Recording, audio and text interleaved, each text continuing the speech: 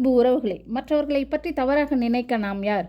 நம் எல்லோருக்கும் தெரிந்ததுதான். ஒரு குருவி ஒன்று மரத்தில் கூடு கட்ட வருகிறது. அப்போது அந்த மரம், என்னுடைய கிளையில் கூடு கட்டாதே என்று பலகீனமாக சொல்கிறது. குருவிக்கு கோபம் வந்துவிட்டது. என்னுடைய ஒரு கூட்டிற்கு நீ இடம் தர மறுக்கிறாயே, உனக்கு நல்ல எண்ணம் இல்லை என்று கூறிவிட்டு அதற்கு அருகில் இருந்த மரத்தில் கூடு கட்டி சந்தோஷமாக வாழ்கிறது. இந்த மரத்தின் நிழலை கூட தொடாமல் இருந்தது குருவி. சில நாட்களில் காற்று மழை வந்தது. காற்றில் அந்த மரம் வேரோடு சாய்ந்தது.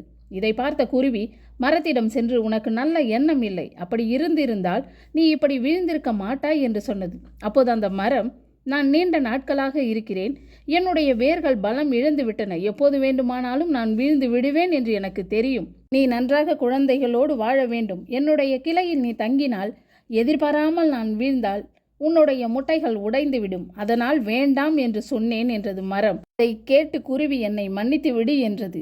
எதுவும் முழுதாக தெரியாமல் முடிவு செய்யக்கூடாது.